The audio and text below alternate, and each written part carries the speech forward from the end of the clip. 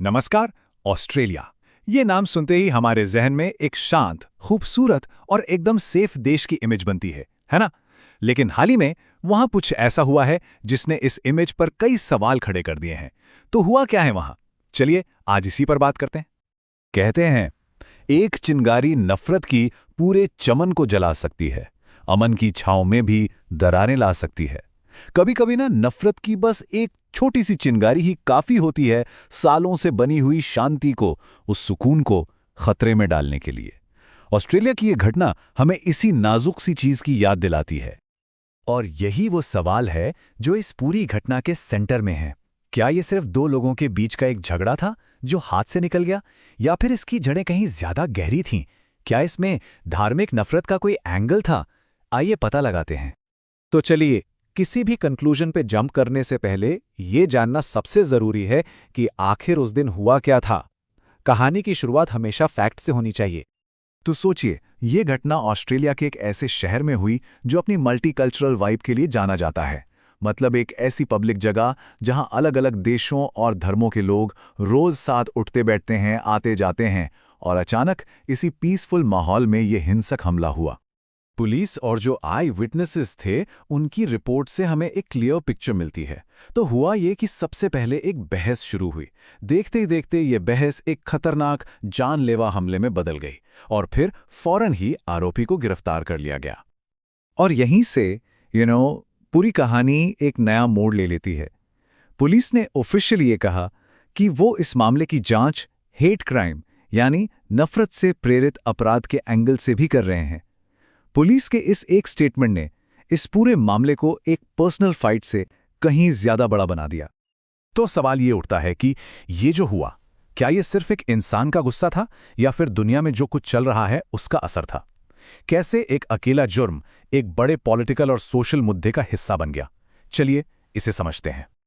जैसे ही आरोपी की आइडेंटिटी सामने आई ना, सोशल मीडिया पे तो जैसे एक तूफान सा आ गया। एक इंसान ने जुर्म किया और उसका इल्जाम पूरी की पूरी कम्युनिटी पर लगाया जाने लगा। ये दिखाता है कि कितनी आसानी से एक अकेले इंसान की गलती का बोझ पूरे समूह पर डाल दिया जाता है। अब देखिए, एक्सपर्ट्स का क्या मानना है। उनका कहना है कि दुनिया भर में जो टेंशन चल रहा है, जैसे मिडल ईस्ट का कॉन्फ्लिक्ट, इजराइल पैलेस्टीन वॉर, इन सब का एक गहरा साइकोलॉजिकल असर पड़ रहा है। और सोशल मीडिया पर जो नफरत फैलाई जा रही है, वो इस आग में घी का काम कर रही है। नतीजा, ऑस्ट्रेलिया जैसे दूर बैठे लोग भी इमोशनली रिएक्ट कर रहे हैं। धुएं में सच खो जाता है जब इल्जामों का शोर होता है। कौन है सही, कौन गलत, ये फैसला बड़ा कठोर होता है। और ऐसे माहौल में सच को ढूंढना कितना मुश्किल हो जाता है ना।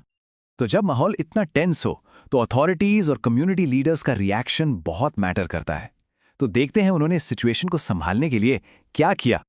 ऑस्ट्रेलियाई सरकार और पुलिस का मैसेज एकदम क्लियर था। उन्होंने साफ साफ कह दिया, हेट क्राइम के लिए जीरो टॉलरेंस। कानून सबके लिए एक बराबर है और जो भी समाज का माहौल खराब करने की कोशिश करेगा, उसके खिलाफ सख्त से सख्त एक्शन लिया जाएगा।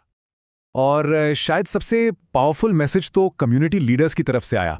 आप सोचिए, इस मुश्किल घड़ी में जूइश और मुस्लिम लीडर्स दोनों एक साथ आए। उन्होंने मिलकर लोगों से शांति बनाए रखने की अपील की और कहा कि अफवाहों पर बिल्कुल ध्यान ना दें। तो हमने सब कुछ देख लिया, क्राइम, उसके पीछे की वजहें, रिएक्शन। अब आते हैं सबसे बड़े सवाल पर कि आखिर असली गुनहगार है कौन? इसका जवाब क्या है?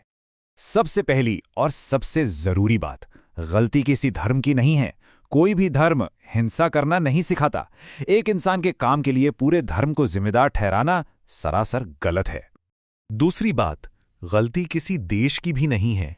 कोई इंसान किस देश से है, इससे यह तय नहीं होता कि वो कैसा इंसान है। एक इंसान के कामों से हम पूरे देश को जज नहीं कर सकते।